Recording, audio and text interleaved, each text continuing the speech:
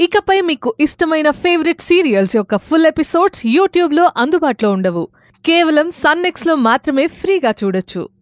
సుందరం ప్రాణాలకే ప్రమాదం ఏర్పడుతుందని భయంగా ఉంది మంగా. ఏం చేయాలో అర్థం కావడం లేదు. ఈశ్వరి పూజ చేయటానికి ఒప్పుకోదని నేనసలు ఊహించలేదు వదినా.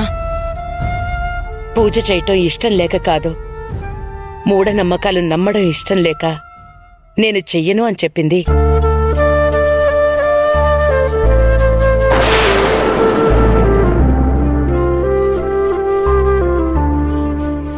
ఈశ్వర్ని కూడా తప్పు పట్టలేం.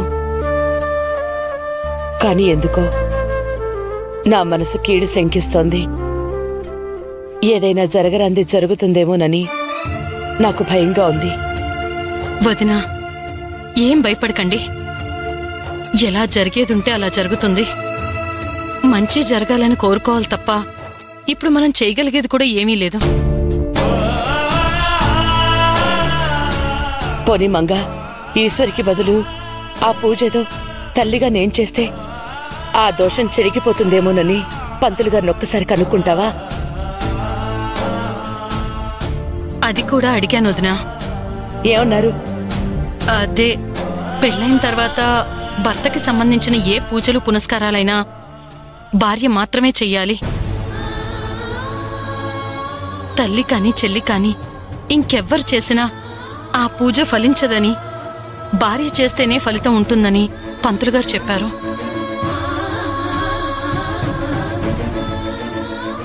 ఈశ్వరి మీద లేనిపోనివి ఎక్కించి చెప్పడానికి ఇదే మంచి అవకాశం.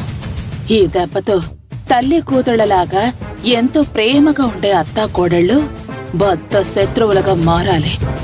ఈ కొంపలో కుంపటి పెట్టాల్సిన సమయం వచ్చింది. గిరిజ, ఇంక నీ టాలెంట్ మొత్తం చూపించి అత్తాకోడళ్ల మధ్య ఆధిపత్య పోరు మొదలయ్యేలా చెయ్యి.